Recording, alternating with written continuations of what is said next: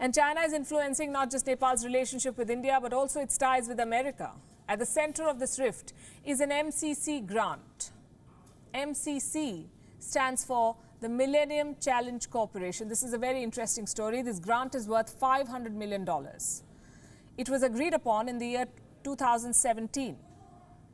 The grant stirred trouble in Prime Minister Oli's Nepal Communist Party.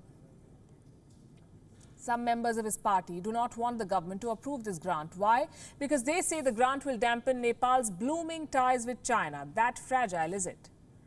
Let me tell you a little more about this MCC grant. The money is meant to be spent on two projects.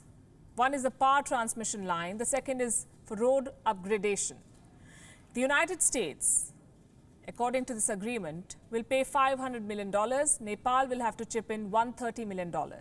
Moral of the story, Nepal will sacrifice infrastructure development just to please China. Some members of the ruling party believe that accepting the MCC grant, and listen to this, accepting a grant from the US would undermine Nepal's sovereignty. So here's my question to them. What were they thinking in 2017? The then government.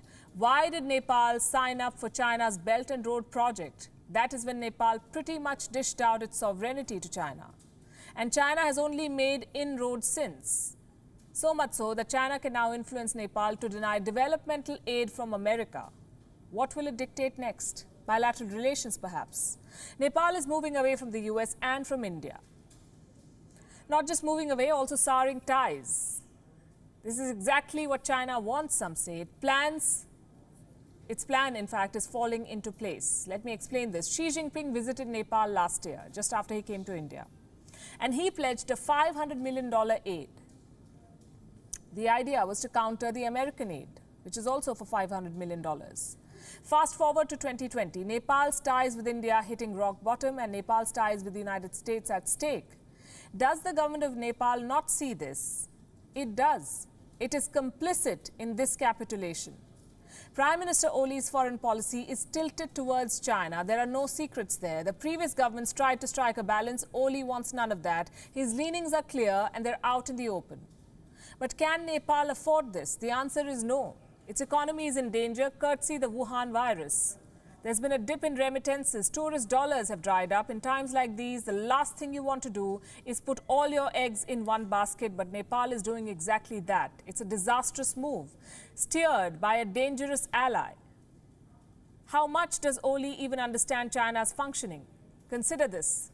Before Xi Jinping's visit to Nepal last year, Nepalese leaders attended a training program. What were they being trained for? On the Chinese president's thinking. This was an induction session of sorts. You see, there are fundamental differences between Nepal and China. Their constitutions do not match. Their political orientations do not match. Nepal is burning bridges with democratic nations to move into the orbit of an authoritarian regime. Prime Minister Oli is mistaken if he thinks that he can trust China. The dragon schemes everyone. It has not even spared its iron brother Pakistan. China stole power worth $630 million from Pakistan through the Belt and Road infra projects. Why does Prime Minister Oli think Nepal will be an exception? Here's my suggestion. It may not be too late to make amends.